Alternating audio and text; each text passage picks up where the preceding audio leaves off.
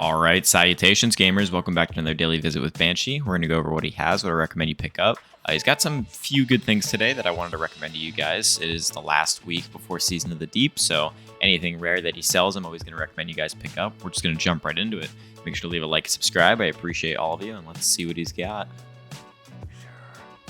So a few good things that I noticed today. First of all, the Whispering SLAB. I always recommend you guys pick up this bow, especially if you're a new returning player. Killing Wind Swashbuckler, not a bad roll in this thing. It is a lightweight frame bow or a rapid fire frame, so it is the lowest draw time, the fastest draw time. You do also have a draw time masterwork. You have compact arrow shaft and fiberglass arrow shaft. I probably keep compact, and then you have tactical string and polymer string. I would definitely run polymer string to get that draw time down from 576 to 536, and then you have an additional 10 draw time to get down, so it would go down to 526, which is a really, really fast, snappy bow. Always recommend this thing. And with the perk like Swashbuckler on it, you're going to be getting a lot of damage with this weapon, and then Killing Wind's just going to make the weapon feel better every time you get a kill with it. So definitely recommend picking that up. The other thing I saw, the Judgment of Kel'Grath has demo surrounded, so if you want one with demo, I always recommend this one. It has demo. If you guys want to craft it next season, you know the deal. Pick up however many you need for the patterns. Then next season, you can put Deep Sight on these weapons, and then you can get this crafted.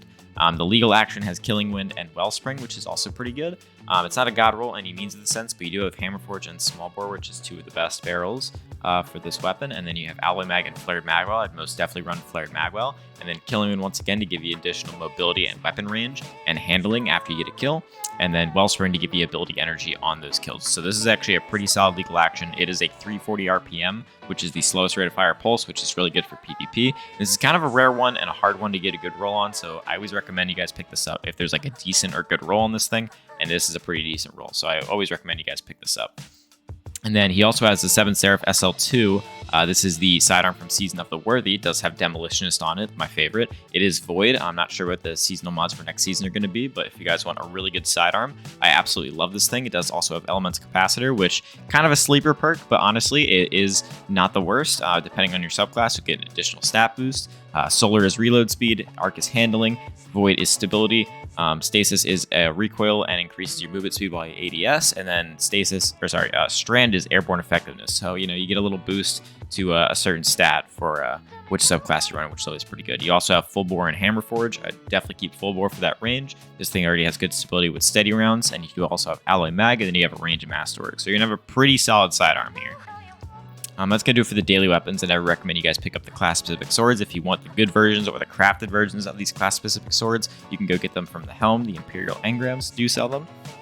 But for the weekly weapons, he does have a couple good things, mainly the Jaraka 3SR. I don't know how to say this weapon, but rapid hit gunshot straight on this Vice Scout Rifle. This is actually pretty good. You got Vice Stinger on it.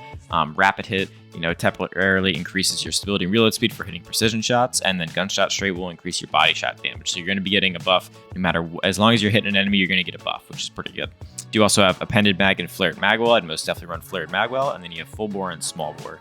Kind of just personal preference on these ones. And you do also have a stability master. So you're going to have a very stable, very snappy.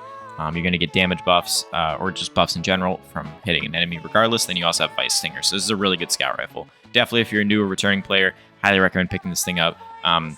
Especially because the Stasis, if it had Headstone, it'd be like a god roll with rapid hit. But fortunately it doesn't. This is still a really solid roll. And then the final thing is the Ikelos hand cannon. This is kind of a bad roll on it, Air Assault Frenzy. Although if you guys want this crafted next season, you can pick up however many you need for the patterns, and then you can get it crafted next season. So yeah.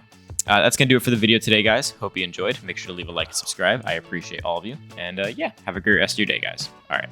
Bye.